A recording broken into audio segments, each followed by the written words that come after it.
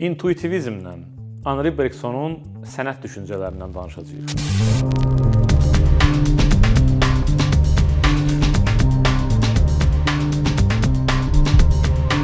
Hamımız gündə 1000 yerə, 1000 əşyaya baxırıq.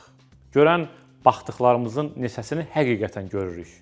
Həyatın qaça-qaçı, tənginəfəsliyi, sürəti içində çox vaxt əşyaların ancaq səthi qatına, etiketlərinə, funksiyalarına və bizə sərf edən faydalarına köklənirik.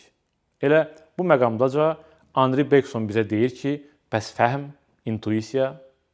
Bergsonun fikrincə bir şeyin içinə, daxilinə nüfuz etməyimizə imkan yaradan, rəvac verən, onu birbaşa, vasitəsiz görməyimizi mümkün edən şey fəhmdir, intuisiyadır.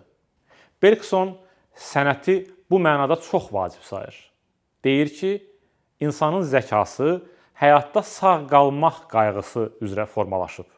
Zəka yanımızdan axıb gedən zamanı parçalara, hissələrə bölür. Yəni saniyəyə, dəqiqəyə, saata, günə, aya, ilə.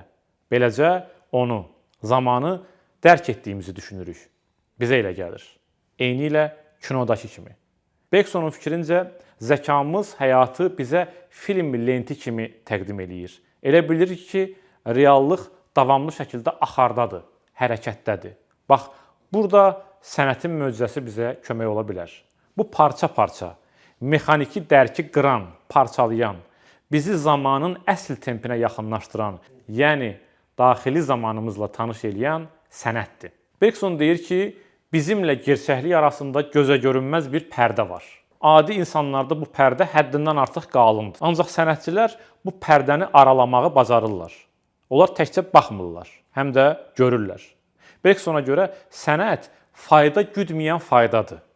Sənət zəkanın yetərsiz qaldığı yerdə səhnəyə çıxan, estetik fəhmlə bizi dünyanın və mənliyimizin həqiqəti ilə tanış eləyən ən güclü yoldur.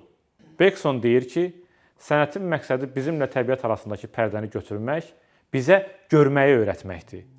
Bergsonda sənət bəsirət gözü ilə eyni mənaya gəlir.